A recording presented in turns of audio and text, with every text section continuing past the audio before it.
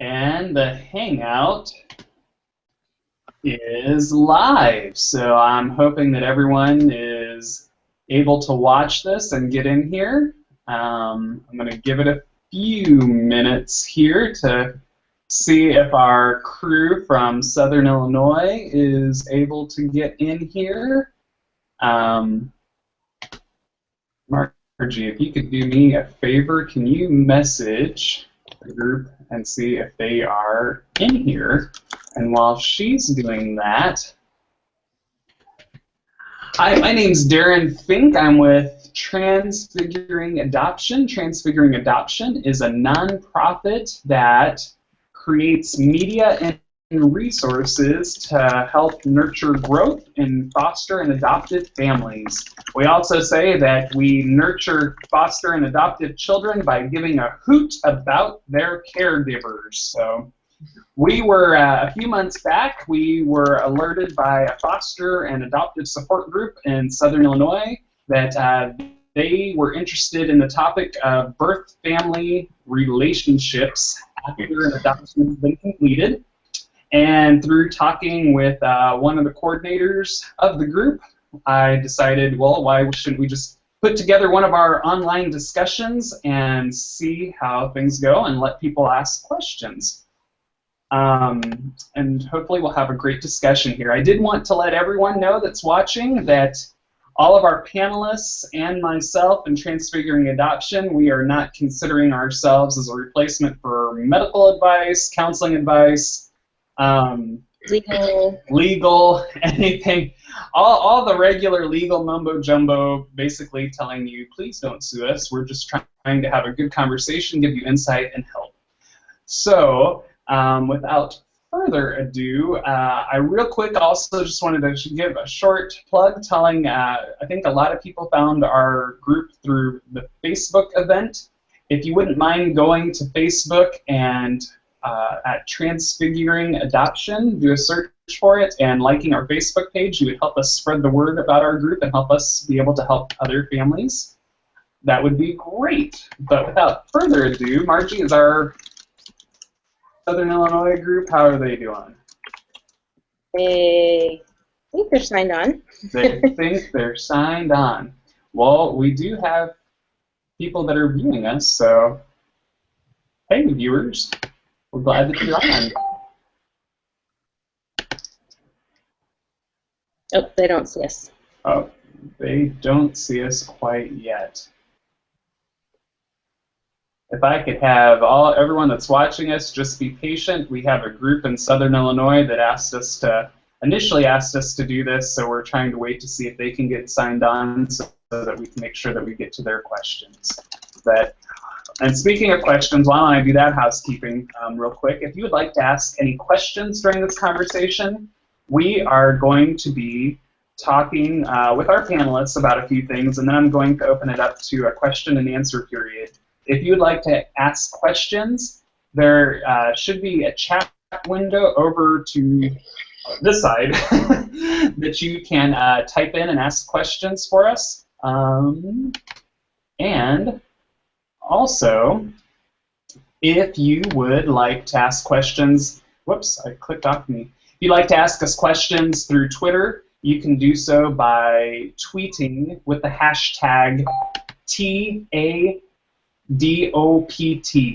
TADOPT. That's T as in Tom, adopt. You can also hashtag on Facebook, and we will get it there. So please let us know your questions, and we will get to them.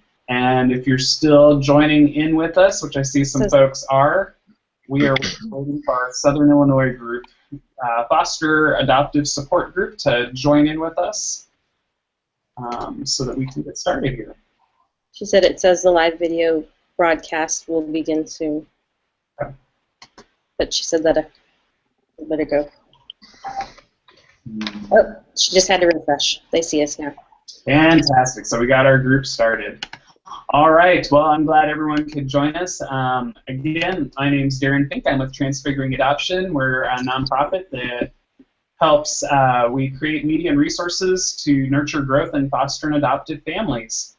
And for our Southern Illinois group, we are going to be taking questions. You should be able to, I believe I turned it on. It's over on this side, the Q&A portion. If not, I will turn it on here shortly. You can type in questions. We're going to ask our panelists a few questions that we've come up with, but we'd really love you to come up with some questions also. You can also tweet us questions with the hashtag #TAdopt, or you can write them on Facebook with the same hashtag #TAdopt. And I'll be, while I'm asking questions and the panelists are answering, I'll be looking through those questions to get to them. So further ado here, I just wanted to welcome all of our panelists here. We have Margie Fink here. We have, oh, hi Margie. We have Betsy Crockett. Hi. And Allison Douglas here. Hey guys.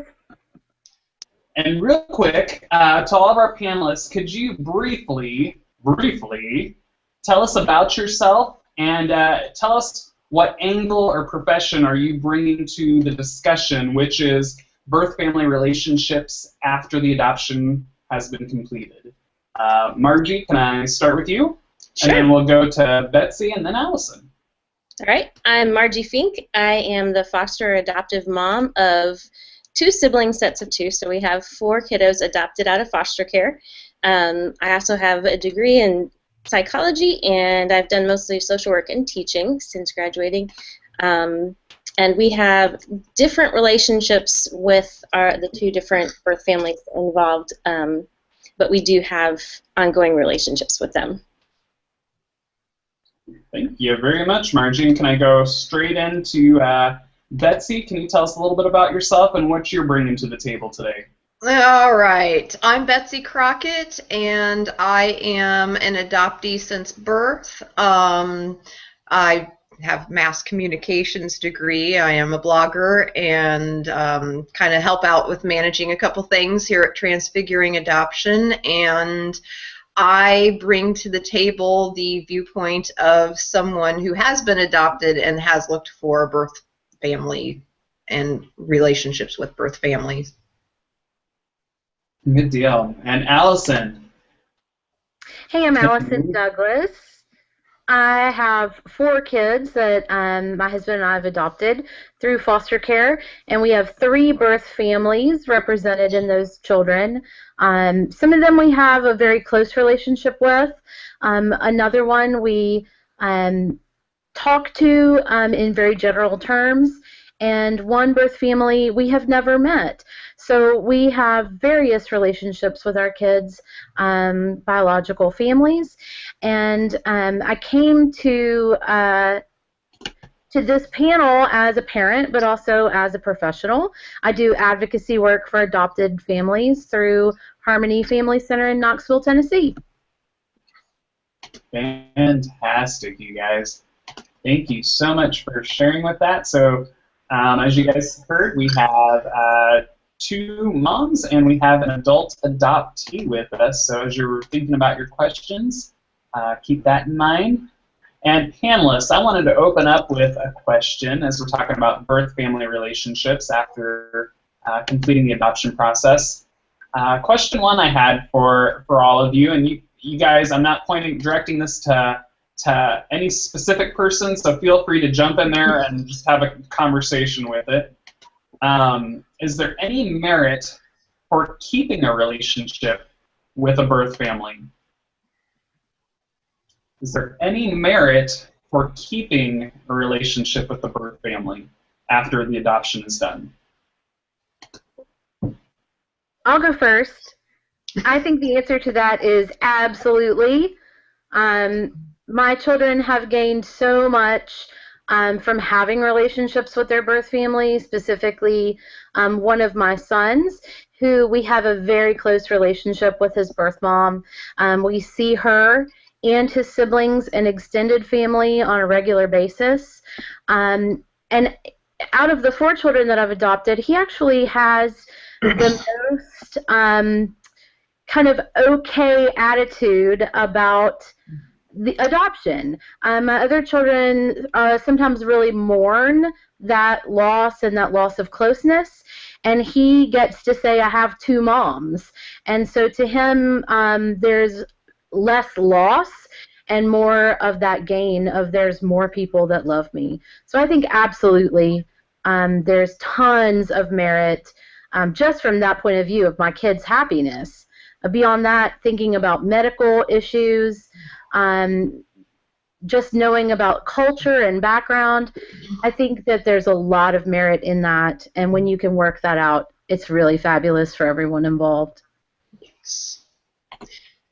Yeah, I agree. There's been so much positive come out of our kiddos' relationships, being able to ask questions, being able to just kind of know more about who they are, where they've come from, that sense of identity that, especially ours are all kind of getting into that teenage age, that adolescence, where everyone kind of searches for identity anyways, and when they know their birth family and they're able to, it just helps them in that.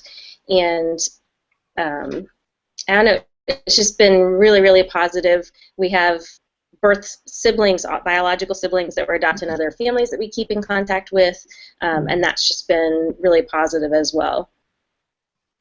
And I'm going to have to agree there too.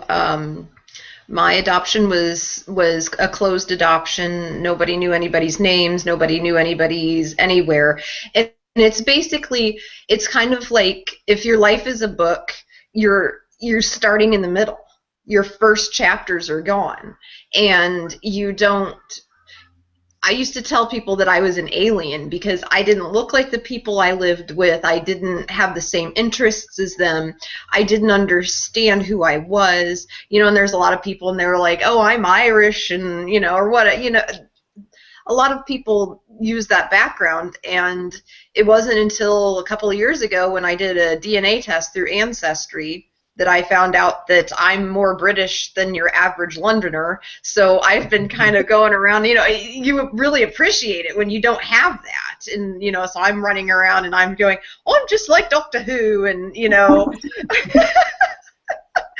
it explained why, like I had an affinity for British things like Harry Potter, Doctor Who, all that stuff. But no, and it does. It gives you a sense of identity. And also when it is a closed adoption, there's a lot of questions, and a lot of us, because of the human mind always going towards the negative, you think there was something wrong with me. I must be inherently evil because they didn't want me. And I think that open adoptions, especially, for infants and things like that, because you don't want your child feeling so isolated and alone like I did. Right. Thank you very much, you guys. So yeah, I'm hearing that there are great reasons for why you should keep in contact with birth families after the adoption. But I want to throw the opposite at you guys now. Could you briefly mention maybe 2 or 4 situations or reasons for not keeping in contact with a birth family? What are things that you guys see that are worthy reasons that you need to not have contact with a birth family?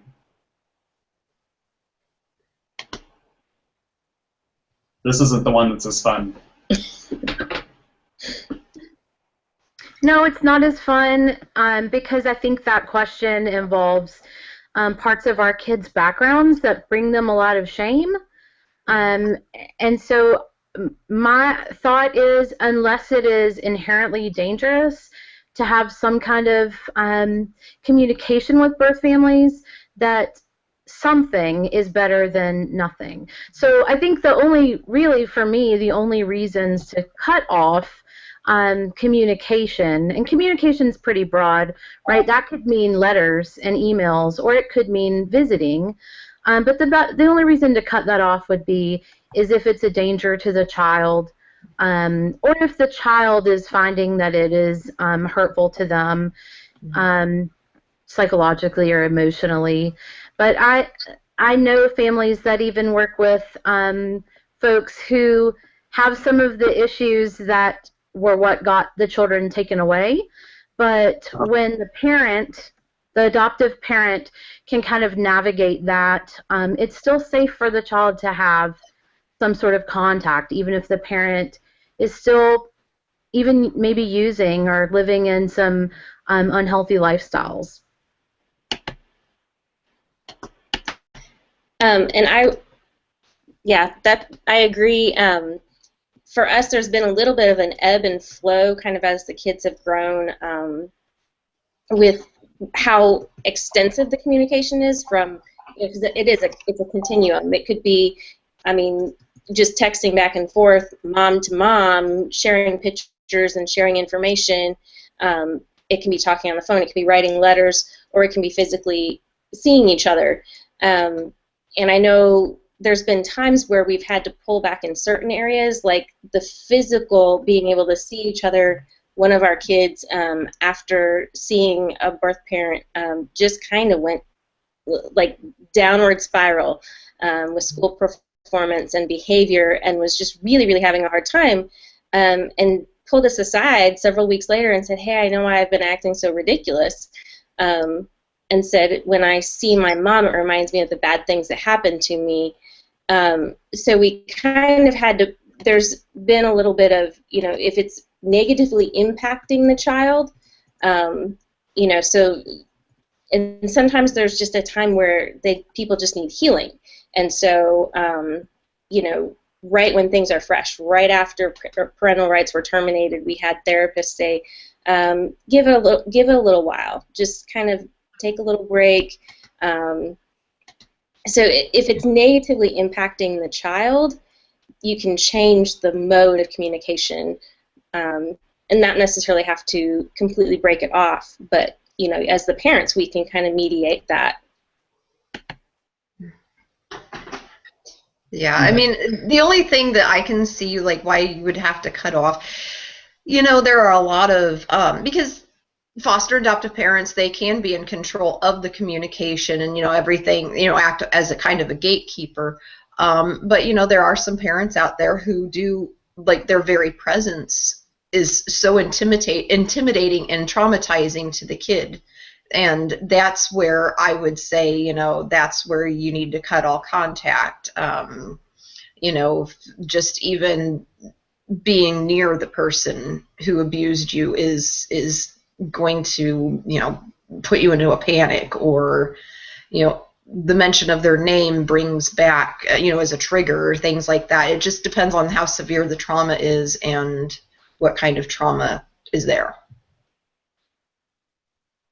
Thank you so much, you guys. And what I'm hearing a lot of is that you guys, every one of you keeps talking about the children. It's not about you. It's not about the birth parents. It's about what is best for the child. And I think that's definitely important.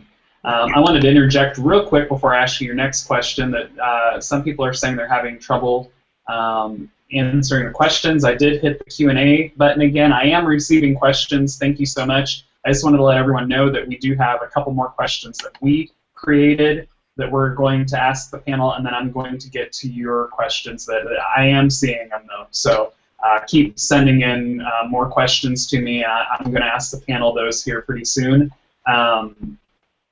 Next question that I had for everyone here is, what are the consequences you see? What do you think the consequences you will see in a kiddo if you do not have contact with the birth family? Well, I think I would be the one who didn't have contact with the birth family. You're going to see general anxiety issues, identity issues. You're going to see a lot of depression, negative self-talk, because it is all a mystery. And there's three sides to every story. And, if it depends, on how ingrained your biological family is. They could be telling you one thing in your adoptive family, and you don't know who to believe. And the kids need to learn how to make their own conclusions off of both sides of the story. But mainly, it's depressing. It's depressing to not have that connection at all. and to feel cut off, and you feel alone. So that's my take on it. In my daughter that does not have contact with her family of origin at all, there's a lot of fantasy that she creates about this family that I don't really see in my other children just because they have that knowledge. And so she creates a lot of fantasy about what it may be like, who she may really be. And I also see that any kind of loss in her life, even if it's losing a toy that she just can't find around the house, triggers that feeling of loss. And I don't notice that quite as much in my children who have closer ties to their birth family. But again, I think there's just a lot of shame when you don't know where you come from and why you've been separated from those people, because I think she feels that it's her fault. Mm-hmm. Even though I tell her that's not true, I think that's just a very basic human emotion that we fill in the blanks, and as kids, we're the center of our own universe. For a lot of adults, that's true too, but it's developmentally appropriate in kids. So there's just a lot of shame with that. Does your daughter have a lot of issues with wanting to control things too? Yeah, absolutely. That's just that feeling of being out of control and that feeling of loss is very big for her, and she works really hard to maintain that control in her living situations. And then because there's abandonment issues too. If I'm somewhere for the longest time, if I had to leave the car, to go drop off a video at the video store and my family was in the car, I would leave the door open so it would make it harder for them to leave me and things like that, because you're just so afraid that you're disposable. And, and I get the shame, and you want to control where everybody is and what they're doing, and you want to know where everyone in your life is at all times, because then they haven't left you. Cool deal. Margie, did you have anything you wanted to throw in with that, or? No, I think we did a good job. All right, I'm going to try to pick one more question here, and then I'm going to actually I think we have time to do two more, and then I am going to try and get to these questions over here that we have. And thank you so much, everyone, for sending in questions. Okay,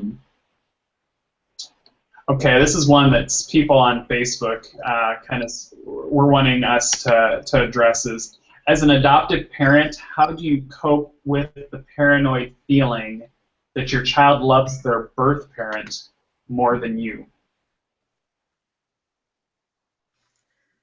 So Betsy, hold on, I have to process. I'm a processor. It's interesting. Our daughter actually, she said something the other day about, it was more from her perspective, kind of that paranoia of we couldn't possibly love her as much as her biological mom, because it was kind of like this, well, I didn't come out of you, so how can you love me as much as she did? So I think it works in both ways, kind of. But I don't know. Repeat the question. As an adoptive parent, whoops, I just lost it now.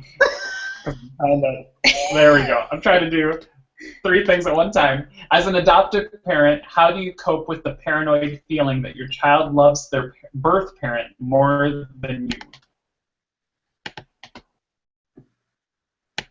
What do you think, Allison? Well, I don't personally really have that fear, and I think it's simply because of the way that I came to adoption. I didn't plan to adopt. We really wanted to simply foster. And so I actually worked really hard with my kids' birth parents for them to get home. And I didn't experience years of infertility or a lot of failed adoptions. And so I think that if that were my case, it may feel very different. But I have 4 children, and I don't think that I love them any less because there are 4 of them. And so I feel like that can be the same for parents or adults in their life, is that there can be many of us, and it doesn't diminish that love. I also do understand that they will have a specific bond with their birth parent that they don't have with me. But we also have shared experiences that they don't have and can't have with their biological parents. So I really look at it as 2 different relationships. We're both called mom, but we have different roles. And so I don't really feel like that too much. I have had moments where I had that feeling, and just like every other feeling, you just try to breathe through it and realize that feelings come and go, thoughts come and go, and that we can change those thoughts in the moment. I think that's very healthy, and I think you hit on something important. Just that, you know, you have 4 kids and you love them all. It's kind of the same for them. There was a neat time where our oldest was standing with one arm around me and one arm around his biological mom, and it was, "I love you, Mom. I love you, Mom." And so I think that's a healthy way to look at it, that it doesn't diminish our role as adoptive parents, and it's just all great when you can have just more people to love each other. It's like a bigger extended family. And I also care very deeply about my kids' biological families, and I also really like them. So I feel lucky too that I just think they're pretty cool people, and I like them. So that helps a lot. Yeah, that would be important. And as an adoptee, I'll say that I will always love my biological mother unconditionally, which, you know, is hard because she didn't want me. But the love I have for my adoptive parents, it's more respectful and it's more appreciative. I appreciate everything that they've done for me because they didn't have to. And I consider them my real parents because they were the ones who were there, not my bio family. You know, they were it. So if that helps put anybody's mind at ease. All right, everyone, I am really appreciative of all the time that you're putting in here. We have folks that are bombarding me with questions, and I think they will be upset with me if I don't get to them here. So, Can I ask one from the Illinois, because I'm getting messages too, from the Illinois group. What was your relationship with bios during the fostering process? For us, we had 2 very different. With the older children, they were actually in an adoptive placement, so rights were terminated before they came to us. So we knew they were coming, and I was at the fitness hearing, and so I met the mom briefly in the hallway. It was not a good day to be meeting someone, because the judge was saying you're not going to be able to get your kids back. But you know, I introduced myself and was able to say, you know, hey, the boys are going to be moving into our home for adoption, you know, and hugged, and you know, it was a very brief meeting, and actually we had no contact for 2 years because whenever the boys moved in, there were no more visits, so we never even had that chance. And I had kind of asked the social worker, I said, so what if we want to send Mother's Day cards or something like that, send pictures or something? And she said, oh, well, they lost their housing when rights were terminated, so we don't know how to get a hold of her. And that was that. And so we actually thought we would have no contact with that family. We had a coincidental meeting. My husband was out of town, and my mom and I took the kids to this event at a gymnastics place, and just a jump night or whatever. And all of a sudden, Bio Mom is standing there, and she's like, "Cody, Matthew," and it's been 2 years since they've seen her. They're just like thinking, jump, fun, like gymnastics place. This is crazy. They like run in to put their shoes away and go play, and she said, "Hey, Cody, Matthew," and they just kind of looked at her and started to walk off, and Matthew ran, and he was gone. And Cody's standing there looking at her like, "Who are you, and why are you talking to me?" And I'm looking at her because I'm like, I know who she is. Like, she's Matthew, female form. Like, they look almost identical. And so she says, "Cody, I'm your mother." And all of a sudden, it was their 7-year-old cousin's birthday party, who they'd never met because they'd been in care for 7 years. And grandparents, aunts, uncles, everybody's there, and all of a sudden they're just like, "Hey, don't worry, we're just so glad that we know that the kids are okay and that they're safe, we know where they're at. It's just so good to meet you, and we're not going to try and take them or anything. Do you want to come in the party and like have cake?" And and it really turned out to be a really great thing, and now we have an amazing relationship. So we had no relationship with them during fostering, and I think in a way that actually kind of even maybe helped the relationship, because there wasn't any, like, we weren't seen as like the parents that took our kids away or anything like that. We were the people that came in and took them and gave them a home after all that was done and over. And everyone had kind of had time to heal and move forward. So we actually have a really fabulous relationship with that entire extended family. That night ended in all of us in tears and sharing pictures and stories, and it was a really good thing. The other family, it was a little different because they were in our homes during the fostering process, and there was just a little bit of a different relationship. Bio Mom was kind of pushy with, I don't know, and it changed over time, though. Like, now it's a very positive relationship. In the beginning, it was kind of like, I don't know, it wasn't as good. And I think the fact that we were the foster parents while they were in foster care had a little bit to do with that. But Allison, what? Well, I had a relationship with my kids' birth parents while they were in custody, and it was challenging, especially at first, because Mom did see us as people who were going to take her baby, and I just was very clear with her and said, "That's not my goal. My goal is to get you guys back together." I also really had learned not to take things very personally in that relationship, just because, she was really at the worst point in her life. And if that were me, I would hope that folks would give me the benefit of the doubt, because I've done some really stupid things and been really mean to people when I was in positions like that. So there was a lot of just rolling with it until I feel like I proved to her that I was trustworthy. And in the end, she ended up surrendering because we had that relationship. So we had a good relationship, but it wasn't always pretty. It was always good and strong, but there were moments that were tough, and we both had to bend a little bit.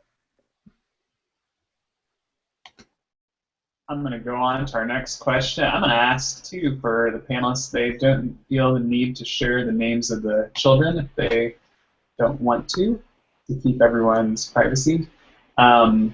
Next question was, how old were the kids when they were adopted? Does that make a difference about keeping contact with the birth parents? How old were the kids when they were adopted? Does that make a difference about keeping contact with the birth parents? I'll start. Our 2 of our kids came to us at 9 and 10. It took a couple years to finalize adoption, and that was kind of the story I was just telling. So that's they were in care 7 years, and that was after they were 4 and 5. So they had a long time knowing their birth mom. So that definitely plays a role. And then 2 of our children, one was 22 months when he came to us, and one was 5. I would say that our youngest, because he doesn't really remember so much, I think, like, while we've had contact, I don't think he's fully understood. And so it's very different with the kids that remember living with their bio parents, and those that don't remember. Our youngest, since he doesn't remember, it was just kind of, well, that's Mommy Giovanna, and that was just kind of like another person in his life, and he did. But now I think he's getting to the age where he's starting to understand and process and know a little bit. Adoption, all those terms were words in his vocabulary since he was 2 years old, but he didn't necessarily understand. And I think now as he's coming to that understanding, I think we'll see some changes too, and how that all goes. My older daughter was 5 when she came to us. All 3 of my other children came to me at age 2. So I haven't noticed incredibly a difference in the ages, but they were all toddler to school age when they came to live with me.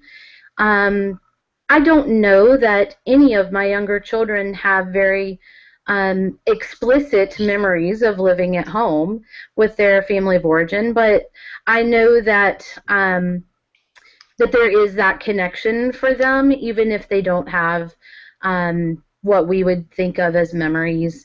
They have those sense memories.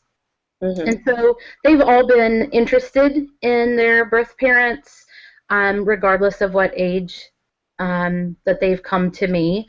I've actually found when I was a foster parent, some of the older children were the ones who would say, I'm not really wanting to visit today, just because they were better able to express their feelings. So I think it depends on the kid and their developmental level, possibly even more than age. Mm-hmm. Fantastic. Next question I have is, let me check mark this one is done. The next question I have for everyone is, my child is 6 months and mom does not go to visits, but I want to have 2 visits a year so my daughter can see her because I don't want resentment. Is this okay?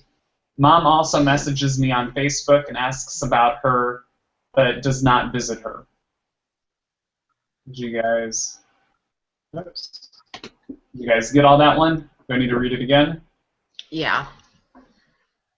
My child is 6 months and mom does not go to visits, but I want to have 2 visits a year so my daughter can see her because I don't want resentment. Is that okay? And it sounds like they message the adoptive and birth mom message each other on Facebook. But the birth mom doesn't want to visit. Does she not want to visit? Well, it says, okay. Mom also messages me on Facebook and asks about her, but does not. Oh, maybe not. I added that, sorry. Mom also messages me on Facebook and asks about her, but does not visit her. I would just think offering that opportunity would be the key to having no resentment. Is just to continue to offer the opportunity. I kind of wish we had a birth mom on our panel too, because that would be the right person to ask this question to. I can only imagine that it's incredibly painful for this birth mother, and so visits may just be a little too much for her right now, but offering that option twice a year could be the key to maybe having that relationship in the future. That's good. Hey, Betsy, I'll ask you for this question.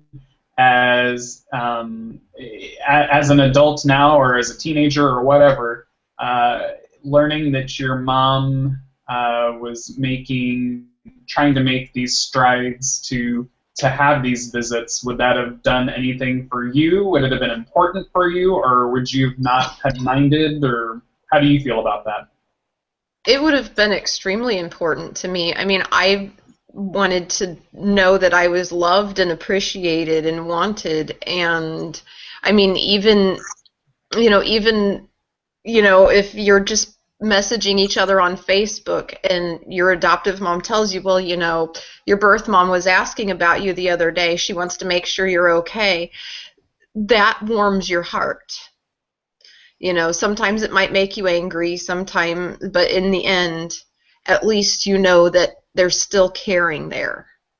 And in the end, that's what's most important. I would have loved to have known that they wanted to know anything about me. So, yeah, that would be, sorry, I got a little, but yes, I think that it would be very important to know that effort is being made. It would help with self-esteem issues as well. All right. Did anyone else have anything to add on that question?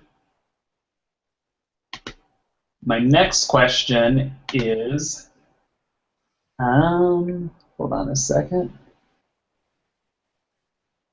That one, actually, I think I might wait on. Sorry, guys. What is the best way to handle names of the parents? We see the bio family regularly, and my daughter, age 3, is very unsure about what to call bio mom. She doesn't like to call her mom and will say no if we refer to her that way.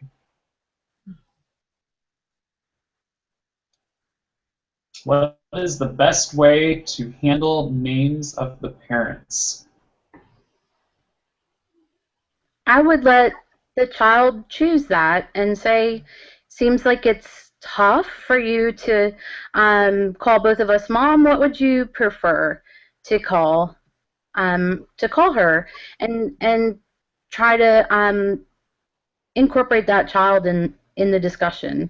It Yeah, really give is them the about sense them. of control. Yeah.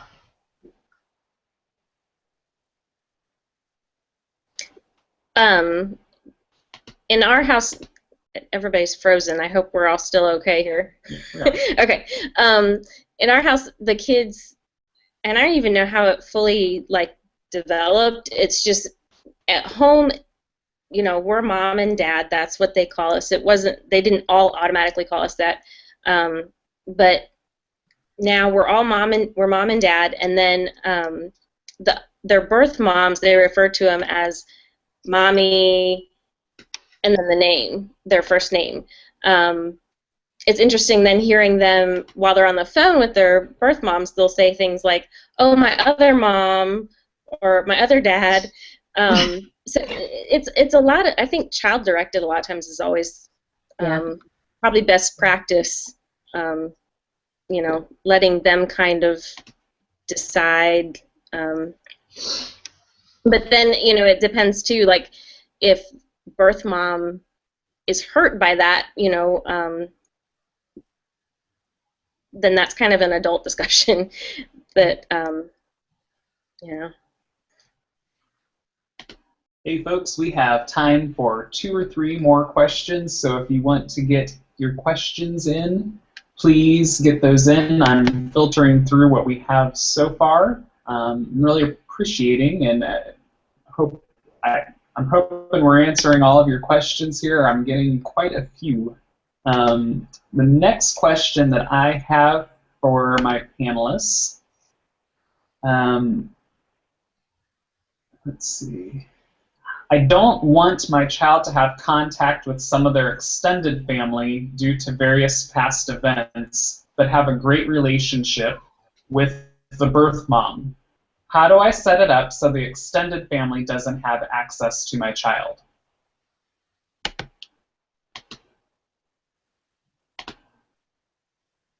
You have to talk about hard things, which is never fun. It's always awkward.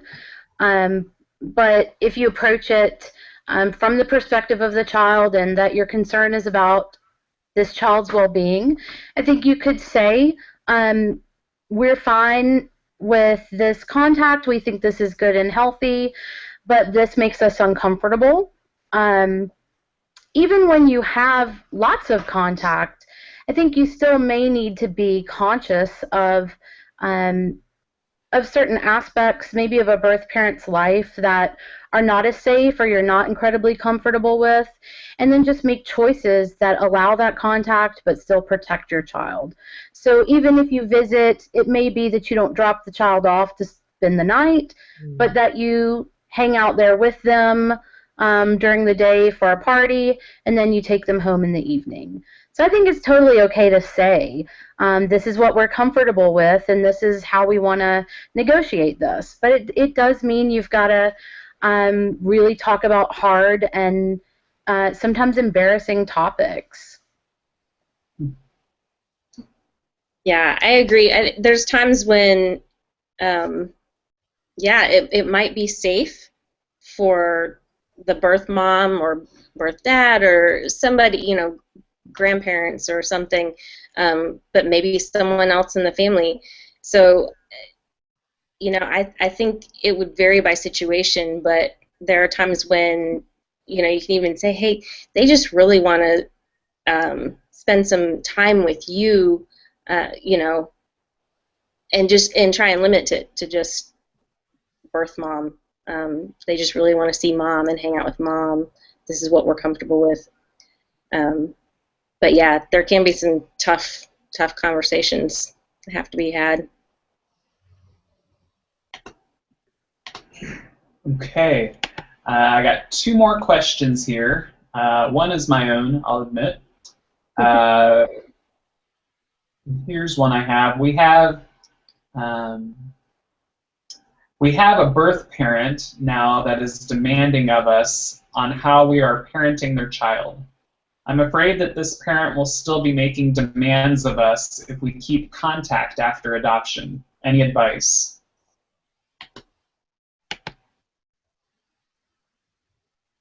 Do I need to read that one again? I think I understand the question. And I think, again, it goes back to that having tough conversations when you're talking about the well-being of a child. You have to negotiate with this other person who's important to your kid, and you have to look at the demands and determine what can you live with, what really is outside of your comfort zone. In a lot of ways, I feel like being an adoptive parent has just grown me as a human being. I've had to really learn to step up and have tough conversations with people, to give up a certain amount of control and to say, what is the most important thing here? Is it what I want, or is it what's best for my child? So sometimes I think we also just have to be the bigger person and look at those demands, and is it reasonable? If so, we may want to accommodate, even if it's not what we like or want to do. If it's unreasonable, we get to say, as the legal parent of the child, we're not willing to do that, and draw some boundaries. Mm-hmm. I agree. Yeah.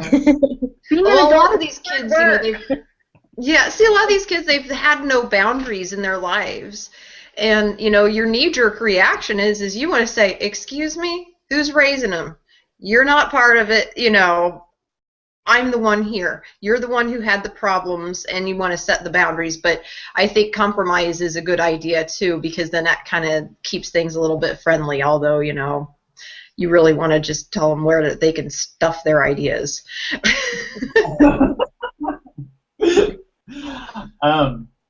Well, and I think, Allison, one thing that really hit me when you were talking was that it grows you as a person, and I can think of a lot of different times as a foster adoptive parent. There are situations that I've had to be in where I never thought I was going to have an uncomfortable conversation like ones that I've had, or never was going to have to talk about something with another adult the way I have had And it does grow you in the fact that you've got to figure out how to be a diplomat. You've got to figure out how to articulate your words the correct way, and you've got to figure out how to be an adult and navigate these waters that you don't know how to navigate, and you got to figure out with another adult how to do this. And it's a real dance, I think, and it will grow you, but with growth there are sometimes growing pains.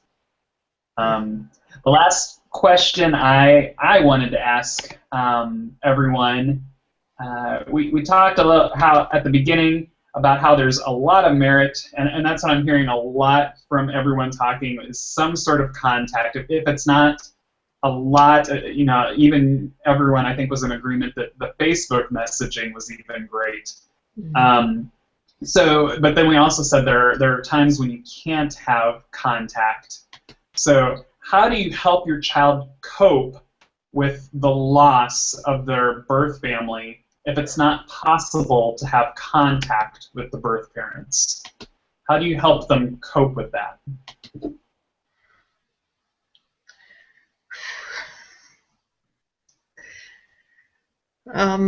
Well, as an adoptee, see, things were not handled well, with the way it was coped with when I was a child. It was a lot of conversation was shut down. I think it was an uncomfortable thing to talk about with my adoptive parents. Even today, like, I will ask my mom things like, well, how long before I was, coming to your house, did you know I was coming? Did you know there was a girl, or, and she will change the subject. And that is the absolute wrong thing to do. Engage in conversation, be empathetic towards your child's feelings, communicate. That is the basis of all of it. And communicate your feelings and make sure that they are always constantly reassured that, you can't have contact with your mother, but I want you to know that I think you're super. And you are worth everything in the world, and you're wonderful, and I love you. And I'm sorry you feel sad, and I'm right here for you. And sometimes you don't even have to say anything. Just hold them and love them and be there and be constant with them, because that's what they need. They need that consistency, and they need that constant reassurance and that communication. That's the major part of it all.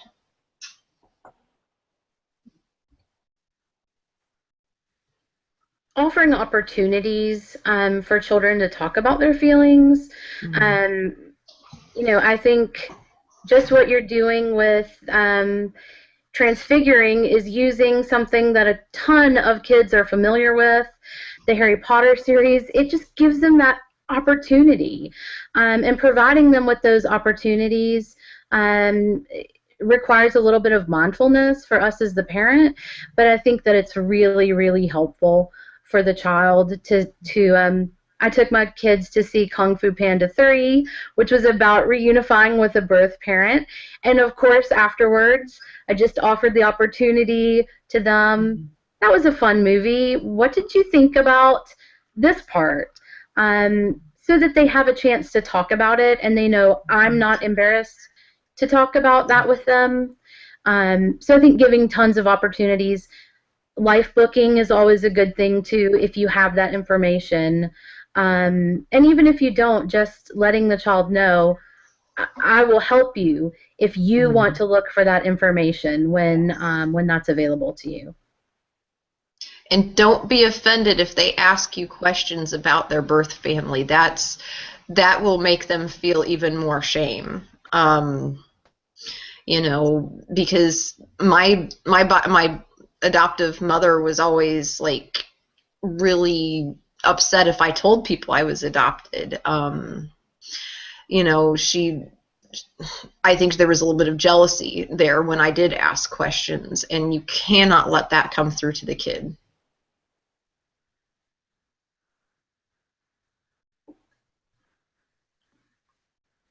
All right, Margie, do you have anything you want to throw in? No, I agree. Just conversation. That's the best. That's the key. Being communicating and giving them, like Allison said, the opportunities. And a lot of our best conversations have come out of watching a movie together or reading a book together and talking about it afterwards. And it's less threatening to talk about, to open stuff up with someone else, like a character, a fictional character. They can say, oh, well, I think this person feels this way because if they're not comfortable talking about it about themselves, I don't know. It's a less threatening way to talk about something, big feelings. Yeah.